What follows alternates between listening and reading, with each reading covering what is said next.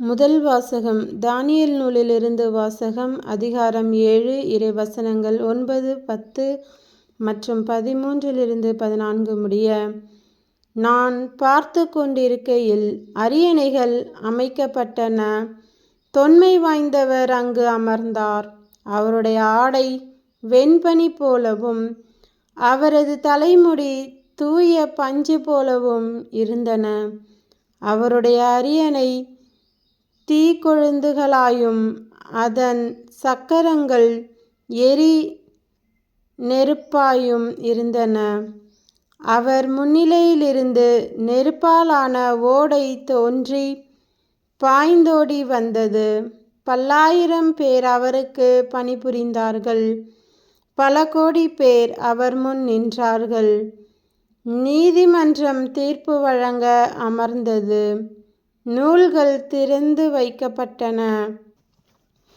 இரவில் நான் கண்ட காட்சியாவது, வானத்தின் மேகங்களின் மீது மானிட மகனைப் போன்ற ஒருவர் தோன்றினார். இதோ, தொன்மை வாய்ந்தவர் அருகில் அவர் வந்தார்.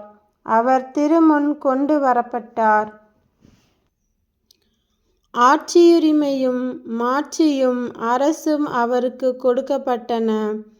எல்லா இனத்தாரும் நாட்டினரும் மொழியினரும் அவரை வழிபட வேண்டும். அவரது ஆட்சியுரிமை என்றும் உள்ளதாகும். அதற்கு முடிவே இராது. அவரது அரசு அழிந்து போகாது. இது ஆண்டவரின் அருள்வாக்கு. இறைவா, உமக்கு நன்றி. இரண்டாம் வாசகம். புனித பேதுரு எழுதிய இரண்டாம் திருமுகத்தில் இருந்து வாசகம். அதிகாரம் 1 இறைவசனங்கள் 16-19 முடிய. நாம் ஆண்டவர் இயேசு கிறிஸ்துவின் வல்லமையையும் வருகையையும் பற்றி நாங்கள் உங்களுக்கு தெரிவித்த போது சூழ்ச்சியாக புனைந்த கதைகளை ஆதாரமாக கொண்டு பேசவில்லை.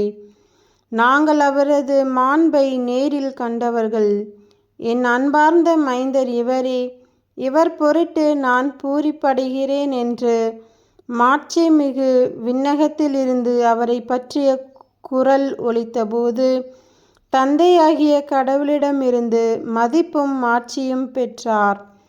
தூய மலையில் அவரோடு இருந்தபோது விண்ணிலிருந்து வந்த இக்குரலொலியை நாங்களே கேட்டோம். எனவே இறைவாக்கினர் கூறியது இன்னும் உறுதியாயிற்று. அவர்கள் கூறியதை நீங்கள் கருத்திற்கொள்வது நல்லது. ஏனெனில் பொழுது புலர்ந்து விடிவெள்ளி உங்கள் இதயங்களில் தோன்றும் வரை அது இருண்ட இடத்தில் ஒளிரும் விளக்கை போன்றது. இது ஆண்டவரின் அருள்வாக்கு. இறைவா, உமக்கு நன்றி. நற்செய்தி வாசகம். புனித லூக்கா எழுதிய நற்செய்தியிலிருந்து வாசகம். அதிகாரம் 9 இறைவசனங்கள் 28-36 முடிய. இவற்றையெல்லாம் சொல்லி ஏறக்குறைய 8 நாட்கள் ஆன பிறகு இயேசு பேதுருவையும் யோவானையும் யாக்கோபையும் கூட்டிக் கொண்டு இறைவனிடம் வேண்டுவதற்காக ஒரு மலை மீது ஏறினார். அவர் வேண்டிக் கொண்டிருந்தபோது அவரது முகத்தோற்றம் மாறியது. அவருடைய ஆடையும் வெண்மையாய் மின்னியது. மோசே, எலியா என்னும் இருவர் அவரோடு பேசிக் கொண்டிருந்தனர். மாட்சியுடன் தோன்றிய அவர்கள் எருசலேமில் நிறைவேறவிருந்த அவருடைய இறப்பை பற்றி பேசிக் கொண்டிருந்தார்கள்.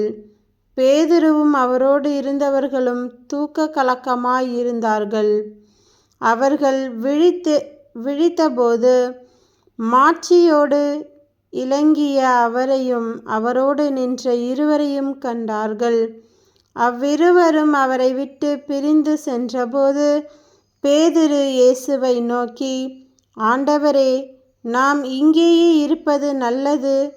உமக்கு ஒன்றும் மோசேக்கு ஒன்றும் எலியாவுக்கு ஒன்றுமாக 3 கூடாரங்களை அமைப்போம் என்று நாம் சொல்வது இன்னதென்று தெரியாமலே சொன்னார்.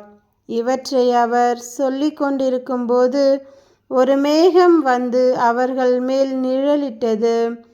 அம்மேகம் அவர்களை சூழ்ந்தபோது அவர்கள் அஞ்சினார்கள்.